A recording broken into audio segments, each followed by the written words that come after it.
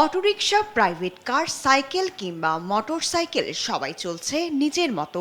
পাবনা শহরের ব্যস্ততম আব্দুল হামিদ সড়কে মানা হচ্ছে না কোনো ট্রাফিক নিয়ম, ফলে সড়ক জুড়ে দীর্ঘ যানজট। শুধু আব্দুল হামিদ সড়কই নয়, এডওয়ার্ড কলেজ সড়ক, সদর হাসপাতাল সড়ক সহ প্রায় সব গুরুত্বপূর্ণ সড়কেই যানজট এখন নিত্যদিনের সঙ্গী।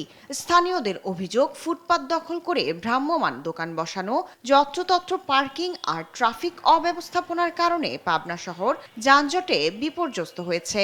তাদের দাবি, শহরের ধারণ ক্ষমতার তুলনায় পৌরসভা অতিরিক্ত যানবাহনের অনুমতি দেওয়ায় ভোগান্তি বেড়েছে।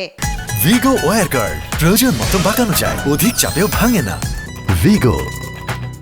যানজটের প্রধান কারণ হচ্ছে রাস্তাগুলো খুব সরু। শহরের প্রশস্ত কতটুকু জায়গা, কতটুকু তার চেয়ে বেশি পরিমাণে গাড়ি ঘোড়া চলে, এই কারণে যানজটটা লেগে থাকে। অবৈধ গাড়িগুলো যদি পাবনার শহর থেকে আমরা তাড়িয়ে দিতে পারি, সেক্ষেত্রে শহরটা অনেকটা লাঘব হয়। যেখানে সেখানে ভ্রাম্যমাণ যে কাঁচা বাজারগুলো বসে, এইগুলো যদি অন্য জায়গায় সংস্করণ করা হয়, সেই ক্ষেত্রে মোর দ্যান 50% যানজটগুলো নিরসন করা সম্ভব।